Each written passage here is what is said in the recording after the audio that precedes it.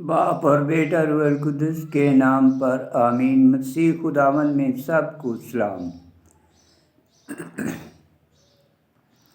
जिंदा खुदावंद का जिंदा कलाम। दूसरा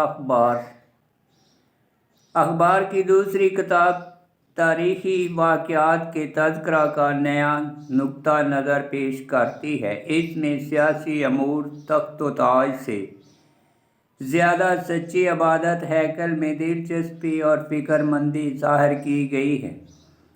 इबादत, परस्तश और दीनी फ़राइज़ की पाबंदी से अदायगी पर जोर दिया गया है। ये किताब बनी इसराइल को उम्मीद दिलाती है कि हैकल और तख्त की तबाही के बावजूद खुदा अपना मंसूबा पूरा करेगा। किताब के 3 हिस्से हैं। अबवाब 1 से 9 सुलेमान बादशाह, हैकल का ममार। अबवाब 10 से 28 मुमकिन शमाली जनूबी सल्तनत। अबवाब 29 से 36 मुनक़सिम सल्तनत का ज़वाल। सुलेमान की कुर्बानी।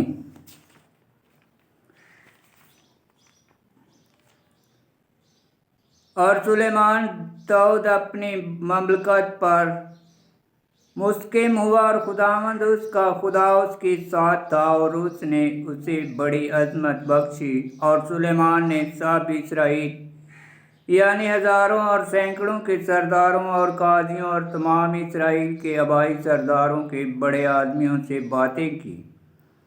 और सुलेमान माँ सारी जमात के ऊंची जगह की तरफ जो जबाउन में थी गया, क्योंकि वहाँ खुदा की हजूरी का खैमा था जो खुदावंद के बंदे मूसा ने बियाबान में बनाया था। लेकिन दाऊद खुदा के संदूक को करेते यारीम से उस मकाम में उठा लाया था जो उसने उसके लिए तैयार किया था, क्योंकि उसने उसके लिए यरूशलेम में खैमा खड़ा किया था। मगर पीतल का मज़बा जो बसलेल बिन ओरी बिन हूर ने बनाया था खुदावंद के मस्कन के आगे था। तो सुलेमान और सारी जमात वहाँ गए और सुलेमान वहाँ पीतल के मज़बा के पास गया जो हजूरी के खैमा के अंदर खुदावंद के सामने था, और उस पर 1000 सूख्तनी कुर्बानियाँ चढ़ाईं। सुलेमान की दुआ। और उसी रात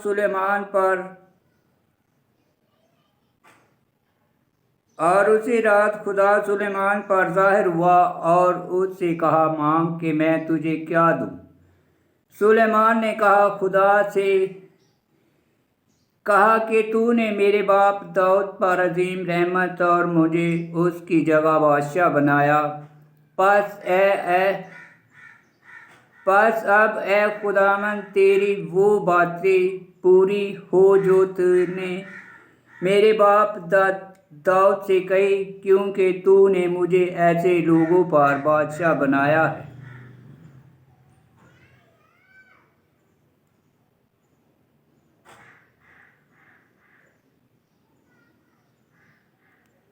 जो कसरत से